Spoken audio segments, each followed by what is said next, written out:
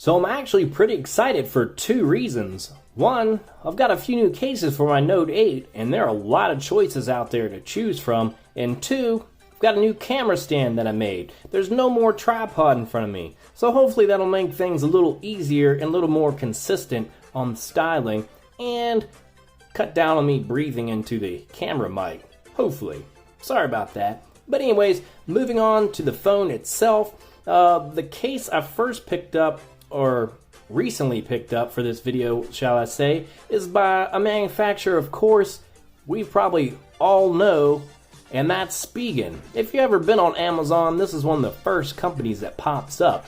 But I've never bought their Thin Fit series. I decided, why not? Let's give it a try. I knew it wouldn't add a whole lot of protection, but would it add what I kind of look for in a case, and that's a little bit of extra grip and styling. And it does add a lot of styling, because I could not get the coral blue when I first bought this phone. Of course, it's now available, but it's not worth me switching something that I'm just going to put a case on in the end. So this seemed like maybe the perfect case for me. But unfortunately, other than adding a nice look and a good grip, that's about where it ends from me, because the good looks end here. When you flip it over, because it's a hard case, I just don't care for these cutouts for popping this case on. I realize most cases that's probably a necessity in this style, but it just takes away from it a lot.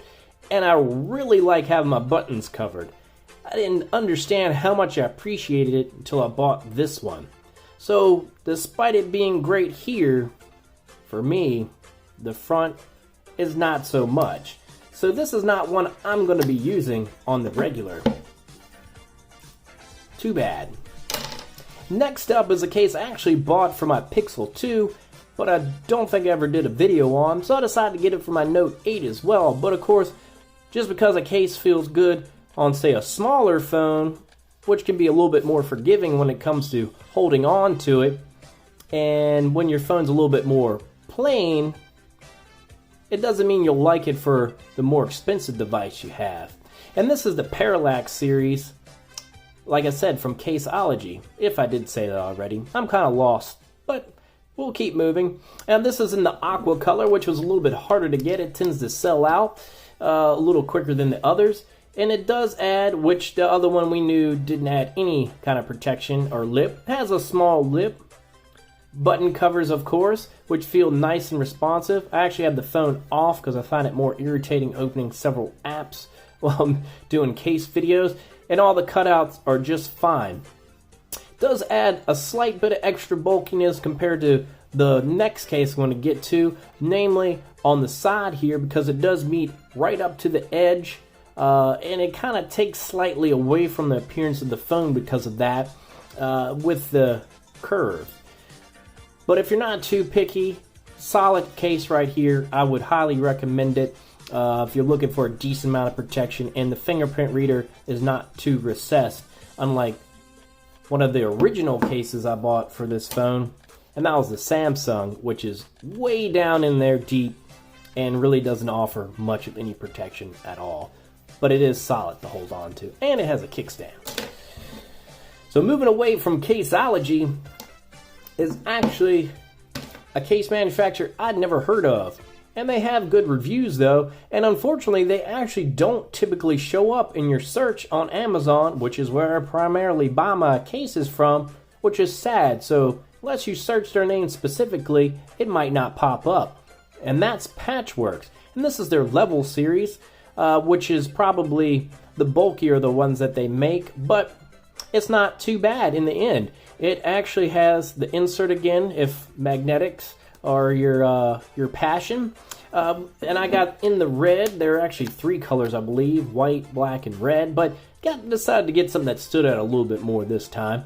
One of the interesting added touches is the ring here around the camera and the cutout for the fingerprint reader, which just makes things a little bit easier for finding. That was a very nice touch. It's the first time I'd seen that on any of these cases I've owned so far. The buttons actually feel really good, and the side does have a rubberized texture, which is nice as well. And you got this two-tone look, which works for me, just like the green one here and some of the other ones I have, but it's just something about these two colors together works pretty well. It does have some branding, very minimum. There, got the name there, and everything else looks great. Now, this does feel the more premium, so to speak, out of the cases I bought, because it adds a good amount of protection.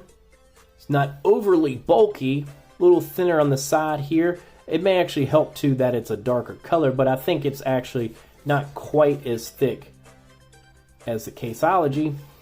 The only downside to this though, and it's a pretty big one because I really want to like this case, is this back. I really wish it was a rubberized finish, and this would be probably the perfect case for me.